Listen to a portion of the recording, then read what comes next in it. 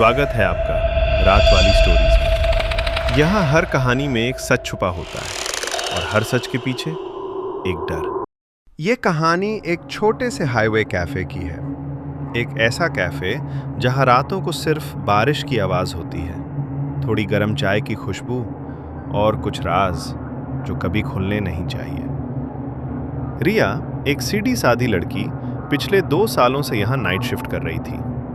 उसके लिए ये सब रूटीन था, लेकिन उस रात 2 सात बाद उसकी जिंदगी कभी नॉर्मल नहीं रही। रात गहरी होती जा रही थी, बारिश बेहद तेज हो चुकी थी। हाईवे पर सिर्फ 2-3 ट्रक्स की हेडलाइट्स दिख रही थी। कैफे के ग्लास विंडोज पर बारिश के बूंदें गिर रही थी और रिया अपना फोन स्क्रॉल करते हुए बस शिफ्ट खत्म होने का इंतजार कर रही थी। उसने सोचा, आज शायद कोई कस्टमर नहीं आएगा, पर जिंदगी का सबसे डरावना पल अक्सर तब आता है जब हम सबसे ज्यादा रिलैक्स्ड होते हैं। 2:04 रात हुआ और उसी वक्त कैफे का दरवाजा धीरे से खुला। बारिश की ठंडी हवा अंदर घुस आई। रिया ने सर उठाकर देखा। एक आदमी सर से पांव तक भीगा हुआ अंदर आया। उसके जूतों से जमीन पर मिट्टी मिली पानी की लकीरें बनती जा रही थी। वो सीधा एक कॉर्नर टेबल पर जाकर बैठ गया, एक शब्दों बिना, एक हल्का सा अजीब सा स्माइल के साथ। रिया को थोड़ा अजीब लगा। रात और वक्त दोनों अजीब थे और ये आदमी तो उससे भी ज्यादा। फिर भी वो अपनी जगह से उठकर पूछने गई, सर क्या लेंगे? वो आदमी ऊपर देखकर बोला, एक चाय। उसकी आवाज में कोई इमोशन नहीं था, न गुस्सा, न थकान, न जल्दी, बस एक अजीब सा सुकून, एक ऐसा सुकून जो जिंदा लोगों में कम ही होता है। रिया ने चाय बनाई, उसके सामने रखी। उसमें ध्यान दिया कि आदमी की आंखें एक बार भी नीची नहीं जा रही थी। वो सीधा रिया को देख रहा था, जैसे उससे याद कर रहा हो। चाय ठंडी होने लगी, पर उसने एक घूंट तक नहीं लिया। वो सिर्फ रिया को देख रहा था, जैसे कोई बात कहना चाहता हो पर रोक रहा हो। तभी वो आदमी धीरे से पूछता है, क्या तुम मुझे याद करती हो? रिया डरा, नहीं सर, मैं आपको पहचान नहीं रही। शायद कोई ड्रंक ड्राइवर होगा या कोई पागल आदमी, रिया ने सोचा। पर उस आदमी की मुस्कान बेहद अजीब थी।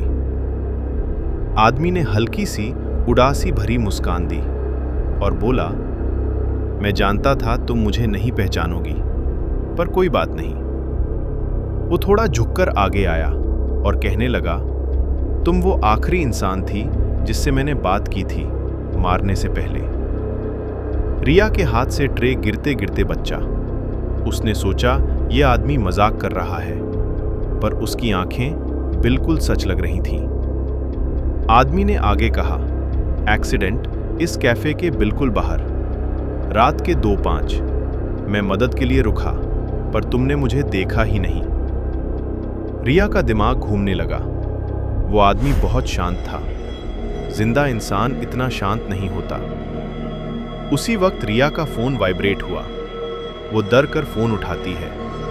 स्क्रीन पर एक breaking news notification, highway accident victims body recovered, time of incident approximate 2:45 AM। Riya की सांसें रुक गई। उसने अपनी नजर धीरे धीरे उठाई और आगे देखा।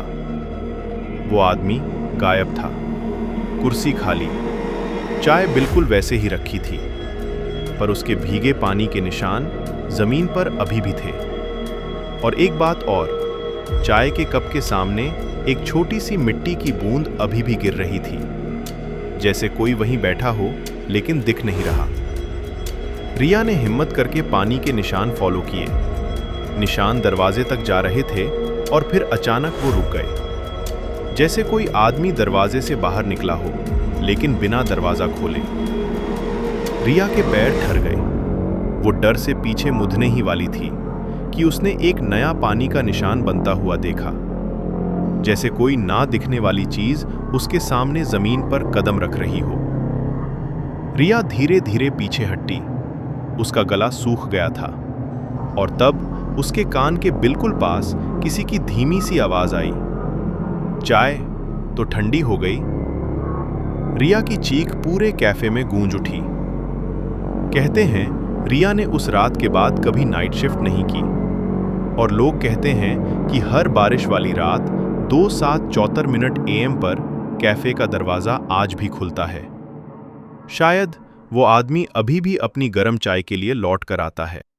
शेयर कर दीजिए, शायद आपके दोस्तों को भी रात भर नींद ना आए। और हाँ, सब्सक्राइब ज़रूर करें।